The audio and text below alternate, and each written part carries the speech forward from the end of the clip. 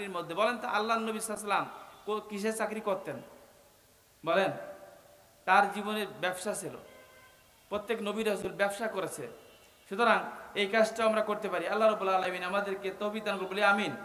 এরপর লজ্জা স্থানে হেফাজত করা। লজ্জা স্থান আজকাল যুবকেরা দেখলে খুঁজলে পাওয়া যায় 100 যুবকের মধ্যে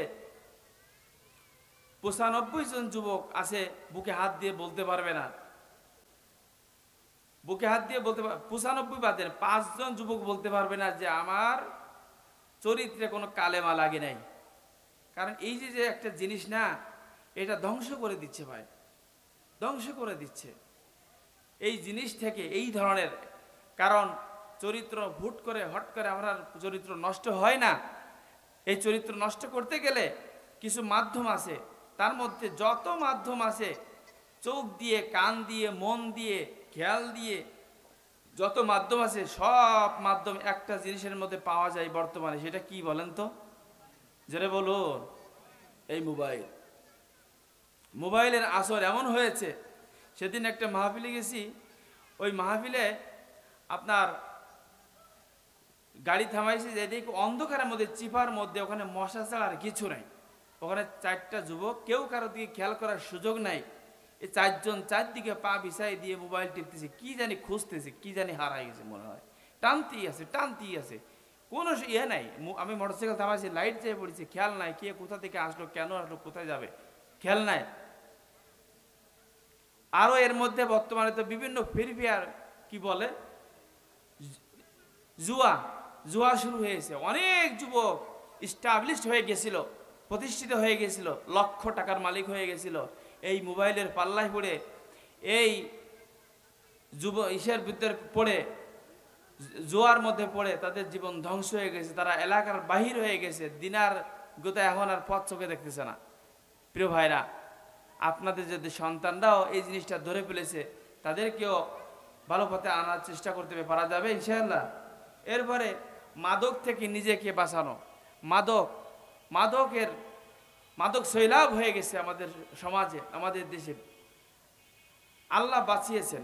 এই জালেমরা তো একটা সিদ্ধান্ত নিয়েই ফেলেছিল, বিভিন্ন অঞ্চলে যেখানে অনেক মাদক সেবকরা আছে, যদি 100 মাদক সেবক থাকে, সেখানে একটা দোকান, লাইসেন্স দিয়ে একটা দোকান দেওয়ার ব্যবস্থা সরকারের পক্ষ থেকে করা হবে, এমন একটা আইন প্রতিষ্ঠিত হয়ে গিয়েছিল। এখনো ওইটা হয়েছিল না। কি আপনারা জানেন না? আমি একা জানি? বলেন তো। এটা হয়েছিল। আল্লাহ তাদেরকেও বাঁচিয়েছে, আমাদেরকেও বাঁচিয়েছেন, বলি আলহামদুলিল্লাহ।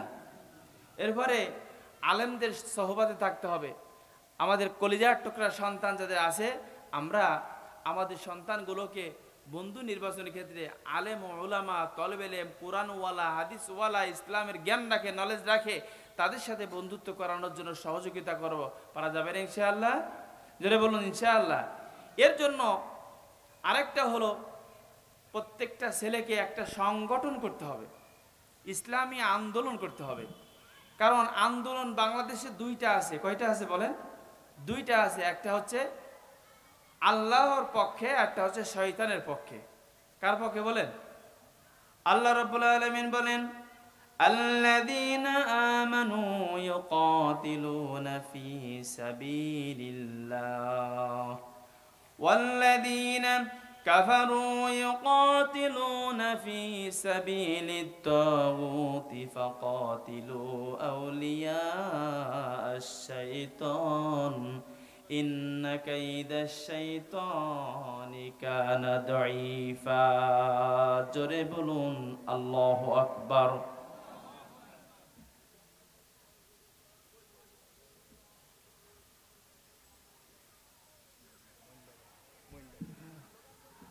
আলহামদুলিল্লাহ।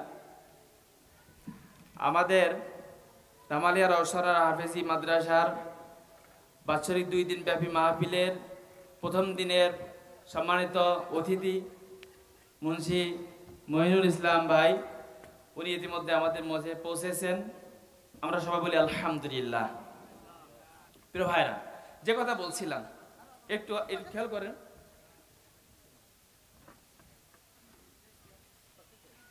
আল্লাযীনা আমানু, যারা ঈমানদার, ইউকাতিলুনা ফী সাবিলিল্লাহ, তারা আল্লাহর পথে একমাত্র জিহাদ করে, একমাত্র সংগঠন করে, একমাত্র দল করে। কার পক্ষে? জোরে বলুন, জোরে বলুন, কার পথে?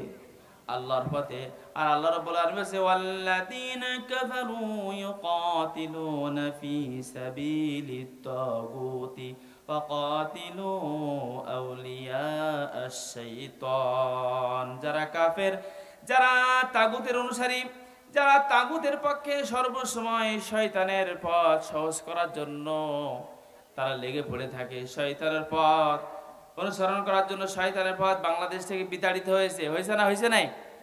হয়েছে না? না